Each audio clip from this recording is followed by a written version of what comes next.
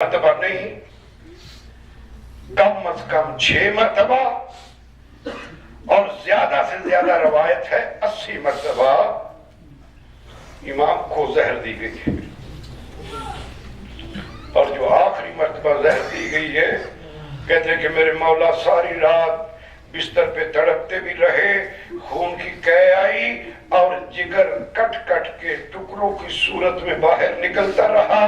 آدھی رات کا وقت تھا، امام حسن جناب فروا کو کہتے ہیں فروا اب مجھے یقین ہو گیا ہے کہ اب میں اس زہر سے بچنے والا نہیں ہوں، جلدی کرو میرے بھائی حسین کو بھی بلاؤ اور حسین سے پہلے میری بہن زینب و کلثوم کو بھی بلاؤ۔ جناب فروا نے امام کا سر گودی میں رکھا ہوا تھا، کہا مولا آپ شاید نہیں محسوس کر رہے مگر میں محسوس کر رہی ہوں، میں تمہیں تنہا نہیں چھوڑوں گی۔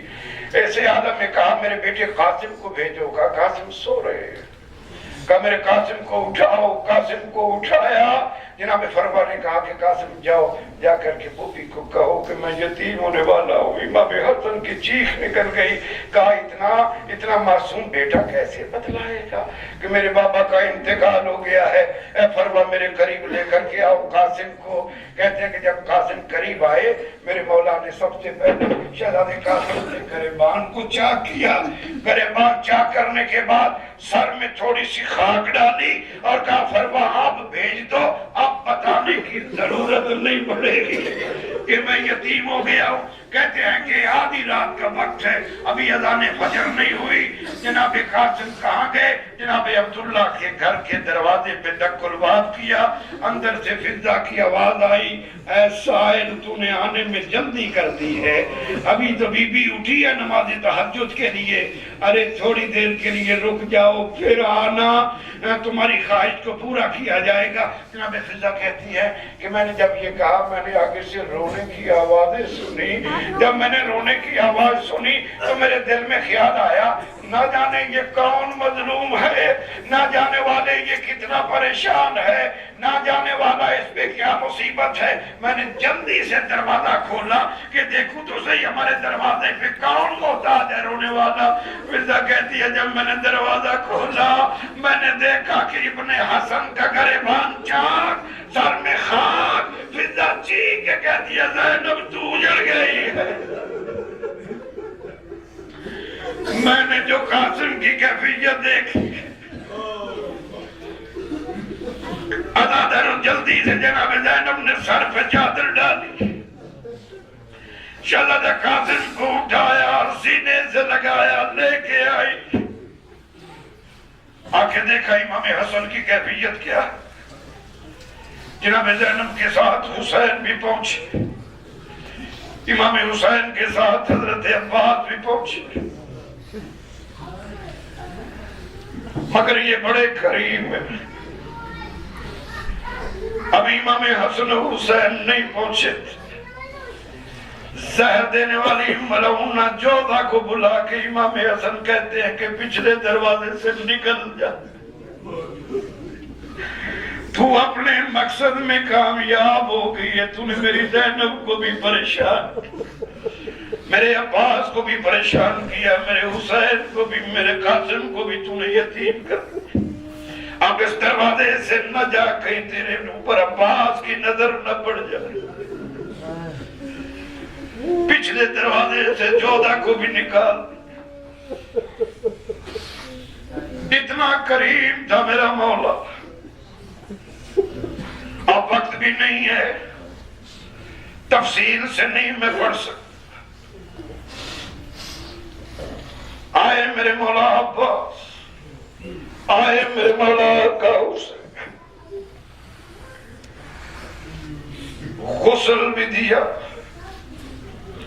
کفن بھی پہنایا، مدینہ میں اعلان بھی کیا کہ لوگوں آؤ ہمیں پرسہ دو۔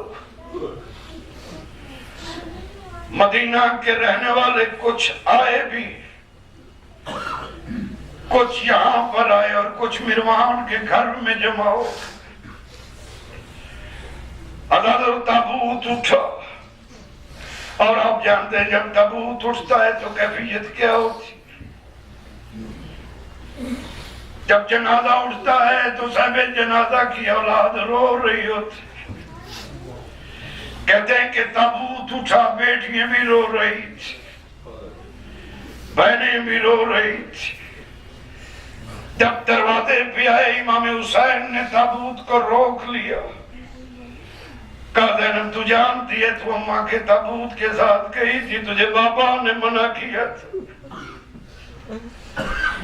زینب خود بھی رک جاؤ، کلثوم کو بھی روکو، رقیہ کو بھی روکو، کبرا کو بھی روکو۔ عزادر دروازے پہ رک گئی، بی بی تابوت لے کے چلے گئے میرے مولا۔ ابھی چند قدم چلے ہوں گے کہ آگے سے آواز آئی کہ نہ لے جانا محمد کے روزہ۔ حسین آگے سے کہتے ہیں کیوں روکتے ہو؟ محمد ہمارا نام ہے یا تمہارا نام؟ تم جانتے نہیں ہو یہ اس کا تابوت ہے کہ جس کو گودی میں بٹھا کے چومتا چومتا پیغمبر تھکتا نہیں تھا۔